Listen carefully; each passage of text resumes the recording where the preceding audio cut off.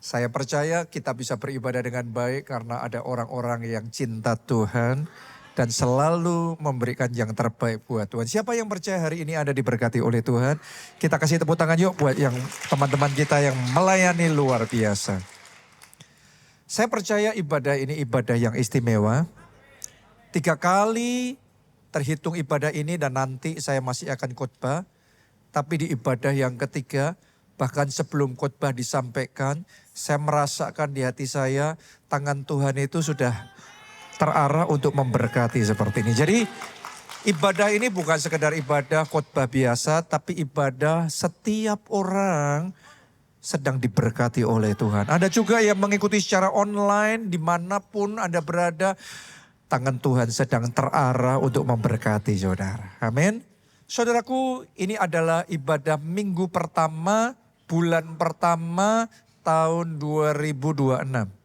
Karena itu hari ini saya akan menyampaikan kepada saudara apa yang saya dapatkan dari Tuhan tentang tahun 2026 ini. Tapi terlebih dahulu saya mau bagikan sama saudara flashback sebentar 1 tahun kemarin 2025. Apakah ada yang masih ingat? Kita remanya itu tahun apa? Double favor. Ya. Dan tahukah saudara bahwa yang namanya peremaan itu seringkali datangnya step by step. Terus kemudian kita makin lama makin jelas. Makin lama makin paham, pasalnya kelihatan semakin lengkap. Dan kemarin di akhir tahun waktu crossover service, ada yang datang ibadah, saya bagikan kepada saudara tentang apa maksudnya double favor itu.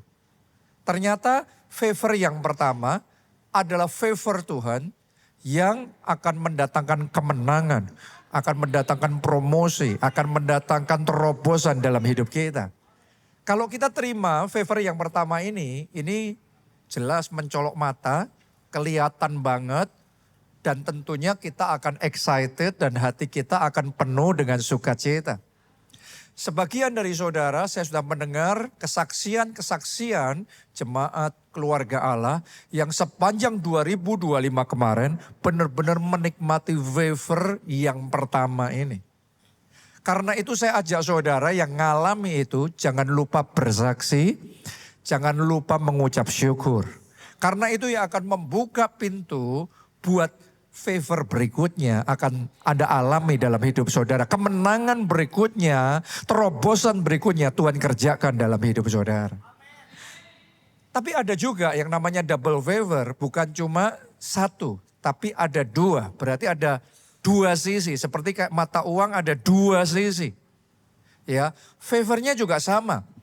Ada favor yang mendatangkan kemenangan, terobosan, promosi. Yang kedua, ada favor yang menjaga, melindungi, meluputkan, dan menyelamatkan hidup kita. Nah, favor yang kedua ini yang jadi masalah gini. Seringkali ketika Tuhan kasih sama kita nggak kerasa. Kita nggak sadar kalau dapat favor yang kedua ini. Bahkan sebagian orang salah paham sama Tuhan. Kok gini Tuhan? Maksudnya gimana? Ya, Anda masih ingat kisah tentang Yusuf yang pada waktu itu sudah di tangan kakak-kakaknya mau dibunuh, mau dimatiin sama saudara-saudaranya sendiri. Jadi itu sudah pasti dia celaka. Itu sudah pasti dia mati. Tapi kemudian pada waktu mereka bicara satu dengan yang lain, tiba-tiba dari kakak-kakaknya itu muncul satu ide yang brilian. Daripada kita bunuh adik kita ini, Yusuf, tangan kita berlumuran darah. Kita dosa besar nih. Ya mendingan kita jual aja sebagai budak. Yusuf lenyap dari hidup kita, pengganggu ini lenyap dari hidup kita. Dia menderita selamanya, plus kita dapat cuan. Buat mereka ini adalah sebuah ide yang brilian. Yang datang dari kakak-kakaknya yang punya maksud jahat sama dia.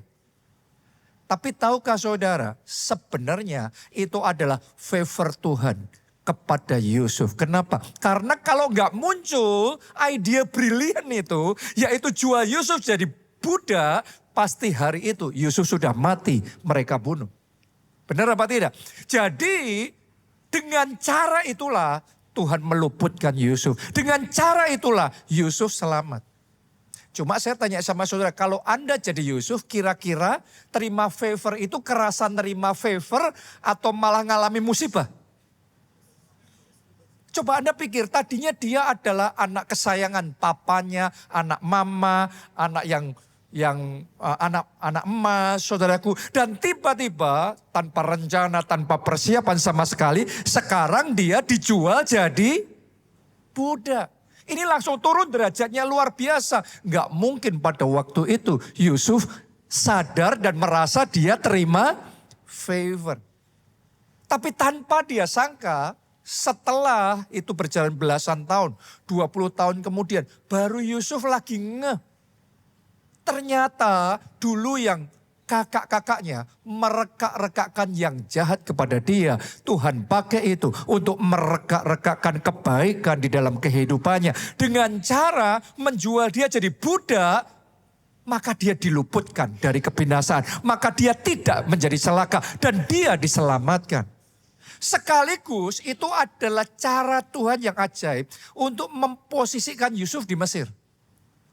Kalau nggak pernah dijual jadi budak di Mesir, Yusuf nggak bakal pernah jadi penguasa di Mesir.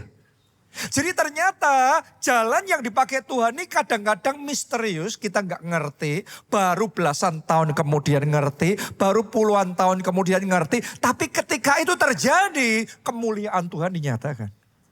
Nah, saya nggak tahu apa yang Anda alami di 2025. Mungkin Anda merasa seperti Yusuf. Kerasanya tragedi, kerasanya kerugian, kerasanya kemunduran. Tapi kadang-kadang tanpa kita sadari, itu cara Tuhan meluputkan kita dari kehancuran yang lebih besar. Daripada kemunduran yang lebih dahsyat. Dan ternyata itu juga cara Tuhan mempersiapkan saudara untuk menggenapi rencananya yang besar di dalam kehidupan saudara. Coba Anda renungkan, kalau Yusuf nggak dapat favor yang kedua, yang menyelamatkan ini, dia sudah mati dulu, nggak mungkin dia dapat favor yang pertama dalam sehari dari budak jadi penguasa Mesir. Jadi dalam hidup kita butuh double favor. Kita butuh dua-duanya, nggak bisa cuma satu. Kita butuh favor Tuhan yang menjaga kita, yang melindungi, yang menyelamatkan kita. Dan juga kita butuh favor Tuhan yang membawa terobosan dan kemenangan. Doa saya double favor terjadi di dalam kehidupan saudara. Amin. Saya berdoa Anda nyaut hatinya, Anda nyaut imannya. Respon hati saudara itu menentukan apa yang akan Tuhan kerjakan di dalam kehidupan saudara. Jadi waktu saya dapat pengertian itu dari Tuhan, saya benar-benar mengucap syukur karena 2025 Tuhan kita, Tuhan yang setia, Tuhan kita berjanji dan menggenapi setiap janji-janjinya dalam hidup kita. Karena itu sesaat lagi ketika kita menerima rema dari Tuhan untuk 2026, doa saya hati saudara juga ready untuk menangkap rema yang daripada Tuhan. Sehingga ini benar-benar akan menjadi kesaksian dan pengalaman pribadi saudara. Pertanyaan saya, are you ready? Apakah Anda siap? Terima rema untuk 2026 ini.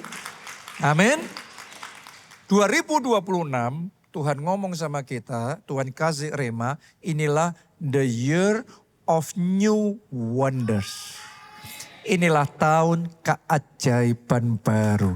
Dan doa saya keajaiban baru ini, new wonders ini akan Anda alami secara pribadi di dalam hidup saudara. Kita baca di dalam Yesaya 43 ayat 16 sampai ayat yang ke-19. Beginilah firman Tuhan yang telah membuat jalan melalui laut dan melalui air yang hebat. Yang telah menyuruh kereta dan kuda keluar untuk berperang. Juga tentara dan orang gagah, mereka terbaring, tidak dapat bangkit, sudah mati, sudah padam sebagai sumbu. Ayat 16 dan 17 ini mengingatkan saudara pada kisah apa? Ini adalah kisah bagaimana Tuhan melepaskan bangsa Israel dari perbudakan Mesir dengan cara membelah laut Teberau. Kemudian tentara Mesir mengikuti, itu ayat 17 tadi, benar apa tidak? Sampai di tengah laut, laut itu nutup kembali, mereka binasa semua, tetapi umat Tuhan selamat. Dan kisah ini begitu spektakuler, mujizat penyelamatan ini begitu luar biasa. Maka ini diceritakan dari generasi ke generasi, dari keturunan ke keturunan. Bagaimana Tuhan dengan tangannya yang kuat menyelamatkan umatnya. Dengan cara membelah lautan, di tengah lautan Tuhan buat daratan. Itu ayat 16 dan ayat 17. Nah sekarang ada yang aneh di ayat berikutnya. Ayat yang ke-18. Ya. Firman-Nya, janganlah ingat-ingat hal-hal yang dahulu loh. Apa maksudnya? Padahal baru aja cerita tentang mujizat di masa dulu. Di beberapa generasi yang sebelumnya. Coba lanjutkan. Dan janganlah perhatikan hal-hal yang dari zaman purbakala. Apakah itu artinya kita nggak boleh mengingat kebaikan Tuhan? Enggak juga. Karena firman Tuhan yang lain, ayat yang lain berkata jangan lupakan kebaikan Tuhan. Ingat-ingat semua kebaikannya. Tapi Tuhan sedang ngomong sama bangsa Israel pada waktu itu. Kalau kamu mau aku bawa untuk maju, jangan terpaku dengan cara kerjaku yang lama. Kadang-kadang dalam hidup kita, ketika kita mengalami pengalaman pribadi kita sama Tuhan, kalau enggak hati-hati, terus kita formulakan itu, kita pikir besok ke depan caranya Tuhan bekerja dalam hidup kita juga selalu dengan cara yang seperti itu. Padahal Tuhan sudah mau bawa kita untuk maju ke babak berikutnya. Makanya Anda lihat nih ayat yang ke-19. Disuruh jangan ngingat yang dahulu, yang dari zaman purbakala. Walaupun itu perbuatan Tuhan yang ajaib, jangan terpaku caranya. Ayat 19, kenapa? Lihat ini. Lihat, aku hendak membuat sesuatu yang baru. Saya katakan di tahun baru ini, Tuhan membuat hal yang baru. Tuhan melakukan perkara-perkara yang baru di dalam hidup saudara. Amin, tahun ini akan jadi tahun yang sangat berbeda dari tahun-tahun sebelumnya. Karena Tuhan sudah berjanji, aku hendak membuat sesuatu yang baru. Yang sekarang sudah tumbuh, belumkah kamu mengetahuinya? Lihat ini, kalimat terakhir ini kuncinya. Ini ayat-ayat rema, kalimat terakhir ini kuncinya, tolong Anda tangkap yang satu ini. Ya, aku hendak membuat jalan di padang gurun. Dan sungai-sungai di padang belantara. Dalam Alkitab bahasa aslinya, padang belantara ini artinya tempat-tempat yang sangat kering. Jadi Tuhan mau membuat sungai di tempat-tempat yang kering. Oke, tahukah saudara bahwa ayat 18 dan ayat yang 19 ini adalah nubuatan Nabi Yesaya. Waktu dia bernubuat pada waktu itu, bangsa Israel sedang ada di dalam pembuangan di Babel. Ini beda dengan pada waktu mereka masih ada di dalam perbudakan Mesir. Sekarang mereka ada di dalam pembuangan di Babel. Mereka dalam keadaan yang terjepit, dalam keadaan yang tidak punya harapan. Tapi Tuhan ngomong sama mereka, lihat aku mau memulai yang baru dalam hidupmu. Waktu Tuhan berjanji seperti itu, sekejap di benak mereka langsung terpaku sama kisah penyelamatan di Mesir dulu. Tapi Tuhan ngomong jangan ingat-ingat yang dahulu. Karena aku sedang mau melakukan hal yang baru di dalam kehidupanmu. Apa itu yang baru? Tadi Anda baca di sana bahwa aku akan membuat jalan di padang gurun. Dan sungai-sungai di tempat-tempat yang kering. Coba Anda renungkan. Jadi ini benar-benar satu paradoks yang luar biasa. Di zaman perbudakan Mesir, cara Tuhan menyelamatkan mereka adalah di tengah lautan Tuhan buat daratan. Tapi di zaman pembuangan di Babel, di tengah daratan yang kering, Tuhan mau membuat sungai-sungai. Tuhan mau membuat laut yang luar biasa untuk menyelamatkan umatnya. Oh, tepuk tangannya pula yang paling meriah buat Tuhan kita.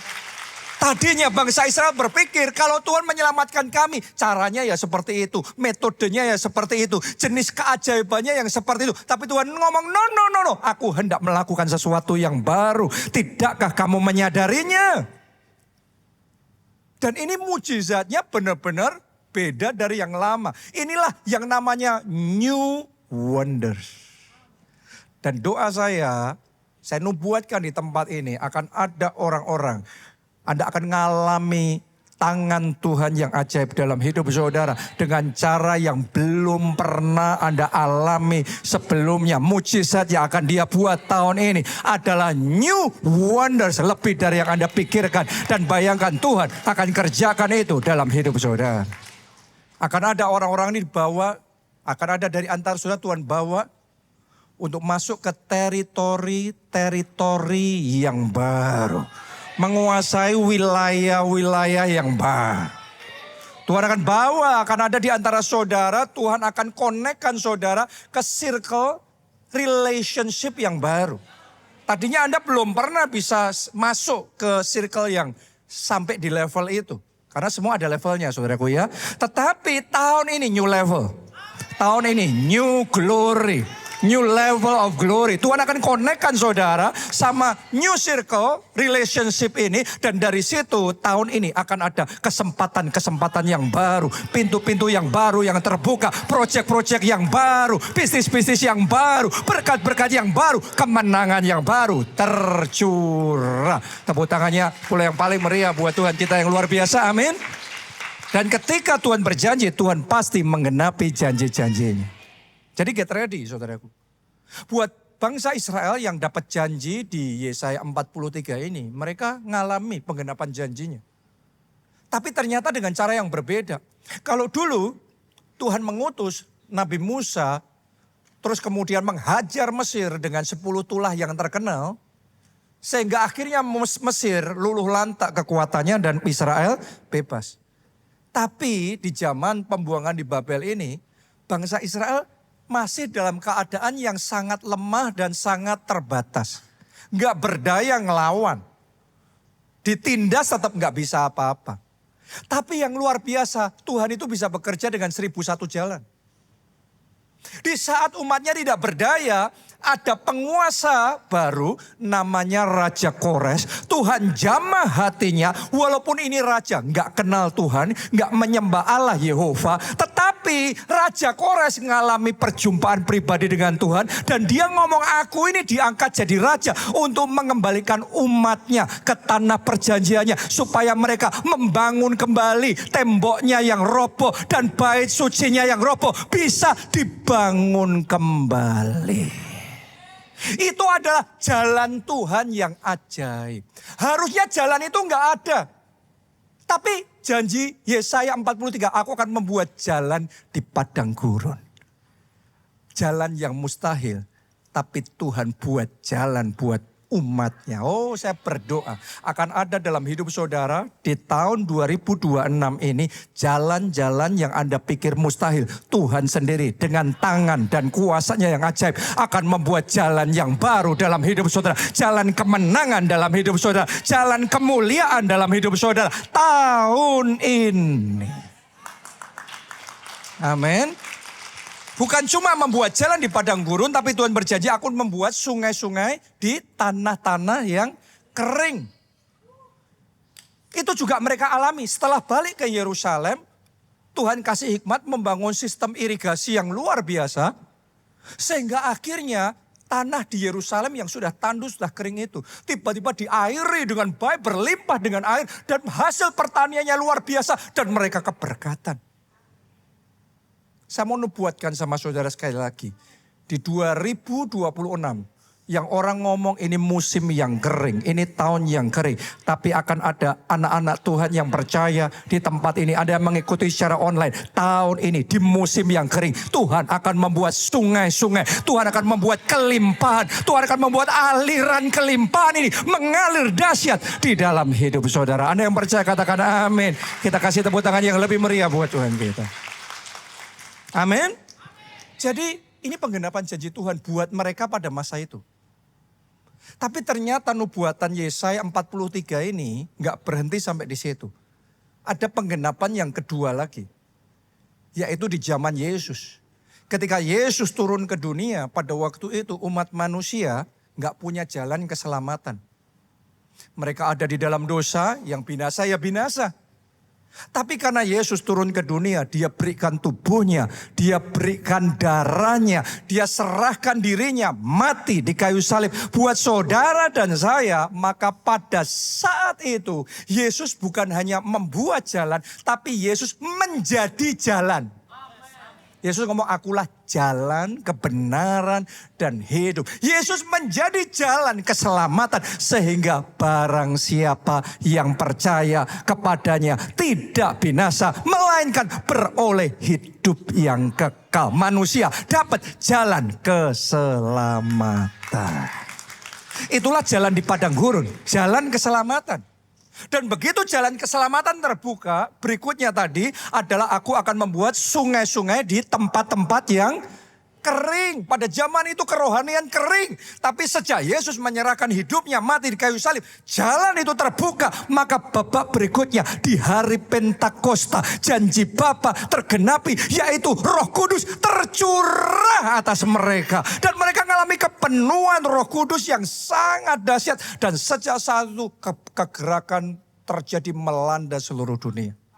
Saya mau nubuatkan sama saudara, tahun ini Anda akan mengalami pencurahan Roh Kudus di level yang belum pernah Anda alami sebelumnya. Hujan Roh Kudus akan tercurah dalam hidup saudara. New level of anointing, level urapan yang baru. Tuhan akan bawa saudara bahkan masuk di dalam kedalaman roh yang lebih dalam, jalan sama Yesus. Kita kasih tepuk tangan yang paling meriah. Amin. Tergenapi lagi. Itu yang kedua. Yang ketiga sekarang. Masih ada, Yesaya 43 ini luar biasa sekali. Terjadi penggenapan yang terus menerus. Kali ini yang ketiga buat bangsa Israel di zaman modern ini. Anda harus tahu bahwa bangsa Israel itu sejak zaman Romawi sudah dihancurkan semua, bait sucinya dihancurkan semua. Dan mereka tercerai-berai ke seluruh dunia. Tidak punya tanah lagi, tidak punya wilayah lagi. Dan mereka sudah bubar sebagai sebuah bangsa selama sekitar 2000 tahun. Saya mau ajak saudara membayangkan, kalau orang nikah, cerai aja, bubar aja, setahun, kira-kira kemungkinan baliknya gimana? Orang ngomong, mustahil. Benar apa tidak? Ini bangsa sudah bubar 2000 tahun. Tapi kalau Tuhan sudah berjanji, Tuhan pasti genapi janjinya. Tuhan tidak lupa dengan janjinya. Anda boleh lihat dalam sejarah, maka di tahun 1948, bangsa Israel yang sudah tercerai-berai, yang sudah bubar 2000 tahun, kembali terbentuk sebagai sebuah bangsa. Itu kayak Tuhan buat jalan di padang gurun, tiba-tiba yang gak mungkin jadi mungkin. Setelah itu kalau sekarang Anda berangkat ke Israel sana, Anda bandingkan Israel dengan negara-negara di sekelilingnya, semuanya tanahnya tandus. Tapi Tuhan ngasih hikmat kepada orang Israel sehingga mereka buat irigasi tetes yang sekarang ditiru di seluruh dunia. Canggih sekali teknologi pertanian mereka sehingga di tengah tempat yang gersang, tempat yang kering, tetapi yang ditanam di sana kelimpahan air luar biasa. Pertaniannya diberkati berlimpah-limpah dan itu hasil produksinya diekspor sampai ke seluruh dunia. Janji Tuhan tergenapi. Kalau Tuhan kerjakan itu buat umatnya Israel, Tuhan juga kerjakan juga buat saudara dan saya, buat umatnya di Indonesia. Tuhan cinta Indonesia, Tuhan akan berkati Indonesia. Tuhan berkati keluarga saudara, Tuhan berkati pekerjaan saudara, Tuhan berkati kerohanian saudara, Tuhan berkati kesehatan Anda, pernikahan saudara, bahkan kehidupan rohani kita. Amin. Jadi ini yang Tuhan mau kerjakan. Karena itu Tuhan ngomong, jangan ingat-ingat yang zaman dahulu kala. Jadi jangan batasi Tuhan, maksudnya gitu. Bukan nggak ngingat kebaikan Tuhan loh ya. Kebaikan Tuhan harus selalu diingat, selalu disaksikan. Tapi jangan terpatok sama satu formula. Kalau Tuhan kerja gitu terus. Kalau Tuhan berkati hidupku ya sudah, pokoknya bisnis ya ini terus. Caranya ya gini terus. Selama-lamanya gini terus. No, tahun ini Tuhan mau bawa saudara kepada cara yang baru. Kepada pola yang baru. Kepada mindset yang baru. Kepada langkah-langkah yang baru. Saudara harus belajar terbuka. Karena Tuhan ngomong, lihat aku sedang memulai sesuatu yang baru. Dan kalau Tuhan berjanji, Tuhan pasti genapi janjinya. Jadi kita harus tahu Tuhan kita tuh Allah yang kreatif. Di zamannya Musa, Tuhan pakai Musa membelah lautan. Di zamannya Yosua bukan membelah, tetapi membendung sungai Yordan. Sehingga airnya sebak ngalir ke tempat yang lain. Di perjanjian baru caranya Tuhan Yesus menyembuhkan orang sakit. Tuhan Yesusnya sama. Tapi metodenya beda-beda. Ada yang metodenya hanya cukup berkata-kata sembuh, maka orang yang sakit sembuh. Tapi Yesus yang sama kadang-kadang menjamah orang sakit, baru orang sakit itu sembuh. Bahkan ada perempuan pendaraan yang menjamah jubah Yesus, setelah itu sembuh. Ada juga dicatat Yesus meludah ke tanah, ke pasir, dioles-oles saudaraku. Kemudian dioleskan ke mata orang yang buta dan yang buta melihat. Jadi kalau Anda berharap new wonders tahun ini, tapi pikirannya masih terpaku dengan cara yang lama terus, mungkin Anda belum sinkron sama Tuhan. Hari ini mulai terbuka, buka pikiran saudara, buka hati saudara. Karena Tuhan mau bawa saudara ke sesuatu yang baru. Siapa di sini yang mau ngalami new wonders tahun ini di dalam kehidupan saudara? Boleh angkat tangannya. Ya, bulan ini kita akan belajar. Tapi hari ini yang pertama saya akan mulai. Kalau Anda mau ngalami new wonders ini, miliki hati yang percaya. Amin. Kita baca Ibrani 11 ayat yang pertama. Iman adalah dasar dari segala sesuatu yang kita harapkan. Anda punya nggak pengharapan di 2026 ini? Ada ya, pengharapannya macam-macam ya. Tapi tahu nggak saudaraku, pengharapan yang dasarnya bukan iman, itu harapan kosong. Dan new wonders tidak terjadi dengan harapan kosong. Berharap kosong itu nothing.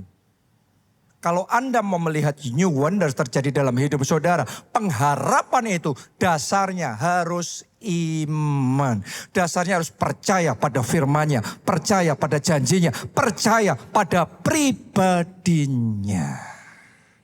Iman adalah dasar dari segala sesuatu yang kita harapkan dan bukti dari segala sesuatu yang tidak kita lihat. Namanya juga baru berharap, kan belum ngelihat. Abraham baru kepengen punya anak. Sarah kepengen punya anak. Tapi sudah gendong anak belum? Belum. Tapi mereka percaya bahwa Tuhan pasti ngasih anak sama mereka. Kalau ada yang mendebat, buktinya mana? Buktinya mana? Buktinya imanku. Dan memang orang kalau berjalan dengan iman seperti itu kadang dipikir jadi orang gila, saudaraku. Dalam kasusnya Abraham sama Sarah itu begitu ekstrim. Saking percayanya mereka sampai ganti nama segala. Abraham menjadi Abraham. Sarai menjadi Sarah. Coba Anda bayangin aja kalau terjadi Anda punya teman, Anda punya keluarga yang kepengen banget punya anak, sekian tahun gak punya anak, terus ganti nama. Namanya apa? Bapak banyak bangsa. Ibu bangsa-bangsa. Kita pikir sudah stres ini. Benar apa tidak? Tapi itulah Abraham, dia percaya. Buktinya imannya. Dan akhirnya setiap janji Tuhan itu tergenapi dalam hidupnya. Bukan hanya dia dapat anak, dapat Ishak, tetapi benar-benar mereka ini jadi bapak banyak bangsa. Sampai hari ini kisah imannya masih diceritakan, kita menyebut Abraham sebagai bapak orang percaya. Jadi butuh yang namanya iman untuk mengalami new wonders yang dari Tuhan. Kita butuh punya iman. Itu yang dialami oleh Petrus. Petrus untuk mengalami mujizat new wonders harus punya iman. Harus percaya. Pada waktu itu Petrus dengan murid-murid yang lain ada di tengah perahu. Yang kemudian ada tiupan angin yang keras yang membuat ombak banyak masuk. Perahunya terombang-ambing dengan kencang sekali dan mereka dalam keadaan yang panik dan tegang. Siapa di sini yang lagi punya masalah terus banyak tegangan tinggi hari-hari ini? Tense semua, otot-ototnya, syarafnya, pikirannya, hatinya serba tegang. Biasanya Anda rileks, santai. Tapi karena masalah tertentu Anda menjadi tegang. Itu yang dialami murid-murid Yesus. Lagi mereka tegang di tengah laut itu mau binasa. Tiba-tiba mereka ngelihat ada sosok yang putih-putih mendekat. Alkitab mencatat langsung mereka teriak, hantu, hantu. Padahal Tuhan. Coba Anda renungkan ini. Jangan-jangan yang Anda ngomong masalah ternyata cara Tuhan memberi mahkota kepada saudara. Kadang-kadang yang kita pikir itu kutuk, ternyata itu berkat yang daripada Tuhan. Seperti murid-muridnya mikir nih hantu, ternyata Tuhan. Dan Tuhan datang mendekat sama mereka ketika mereka ngelihat Petrus yang ngomong gini. Guru, kalau itu engkau suruh aku datang kepadamu. Suruh aku berjalan di atas air. Dan Yesus ngomong, ayo datang. Ayo kemari. Dan setelah itu Petrus mulai mengambil langkah iman. Dia percaya perkataan itu dan dia mulai melangkah ketika dia meninggalkan perahu itu. Dan melangkah di atas air, tiba-tiba sesuatu terjadi. Tiba-tiba airnya dibuat kaku. Sehingga dia bisa berjalan di atas air. Atau tiba-tiba Petrusnya yang dibuat ringan. Sehingga dia tidak tenggelam. Yang manapun itu, tapi dia berjalan di atas air. Ini new wonders. Di zaman perbudakan Mesir, di tengah lautan, Tuhan belah dibuat daratan. Di zamannya pembuangan di Babel, di tengah daratan Tuhan membuat sungai-sungai, Tuhan membuat lautan. Di zamannya Petrus, bukannya dibelah lautannya, diinjak-injak lautannya. Dia berjalan di atas air. Oh, Tuhan yang saudara dan saya sembah adalah Tuhan yang sangat kreatif. Yang tidak dibatasi dengan keterbatasan manusia. Yang tidak dibatasi dengan hukum gravitasi. Yang tidak dibatasi dengan apapun itu juga. Karena Tuhan kita the unlimited God. Allah yang tanpa batas. Dan kalau saudara percaya sama Tuhan, Anda akan melihat kemuliaan Tuhan. Karena Petrus percaya, maka dia melihat new wonders. Kalau Anda kepingin tahun ini new wonders terjadi secara pribadi dalam hidup saudara, hari ini ambil keputusan percaya. Amin. Anda boleh dengar khotbah seperti itu di hati saudara flat, mungkin akan terlewat. Tapi kalau di hati saudara percaya, amin, nangkap, itu awal new wonders akan dimulai, akan diaktifkan di dalam hidup saudara. Haleluya. Tapi lihat baik-baik Petrus saudaraku, dia bukan hanya percaya dalam hatinya. Terus nggak pernah melangkah keluar dari perahu. Saya mau tanya sama saudara, kalau kira-kira Petrus ngomong, aku percaya, amin, haleluya, new wonders. Tapi tetap di perahu. Terjadi nggak mujizat itu? Banyak orang nggak pernah ngalami mujizat terima dari Tuhan.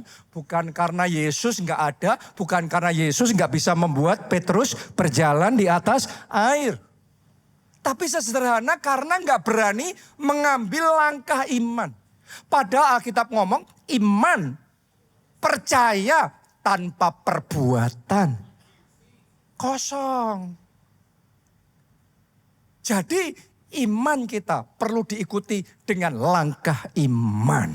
Bukan hanya percaya, tapi saudara dan saya kalau mau ngalami new wonders tahun ini, butuh take action. Butuh untuk mengambil langkah iman. Kalau Tuhan suruh saudara tahun ini, Tuhan ingatkan untuk Pondok Daud, saudara Pondok Daud, belajar taat sama Tuhan. Amin, haleluya. Kalau Tuhan suruh saudara untuk melayani, bahkan Anda belum pernah pelayanan sebelumnya, tapi Anda mengambil langkah iman melayani, Anda akan melihat kemuliaan Tuhan dinyatakan. Kalau saudara mulai melangkah bersaksi, memberitakan Injil, menyelamatkan jiwa-jiwa, keluarga saudara, teman-teman saudara. Saya mau katakan sama saudara, tahun ini pengharapan akan Allah tidak akan mengecewakan. Anda akan melihat tahun ini new wonders itu dimanifestasikan di dalam hidup saudara. Jadi ambil langkah iman. Sekalipun saudara sudah ditolak berulang kali ngelamar pekerjaan, tahun ini masukin CV lagi, ngelamar lagi saudara. Ya, saudara coba open hati saudara, buka hati saudara, para pengusaha. Kalau saudara mau melihat ada terobosan baru yang Tuhan kerjakan di dalam hidup saudara, mungkin bisa jadi Tuhan sudah ngasih ideas, tapi selama ini maju mundur, maju mundur. Mulai buka hati saudara, mengambil langkah iman. Di dalam keuangan juga sama. Tuhan bisa suruh saudara untuk mengelola keuangan yang baik. Jangan sampai Tuhan memberkati bocor terus. Banyak orang bukan gak diberkati, tapi kebocoran terus menerus. Jadi mulai evaluasi. Kalau tahun ini Tuhan suruh saudara untuk menabur dengan iman, Anda melangkah itu dan Anda akan melihat kemuliaan Tuhan dinyatakan dalam hidup saudara. Karena iman harus disertai perbuatan, take action seperti Petrus. Dia artinya percaya, kakinya melangkah. Doa saya di tempat ini jemaat keluarga Allah, saudara semua secara online. Doa saya hatimu juga percaya dan kakimu melangkah. Makanya wonders akan Tuhan kerjakan di dalam hidup saudara. Amin. Dan yang terakhir untuk kita ngalami tahun ini new wonders, saya ajak saudara doa puasa.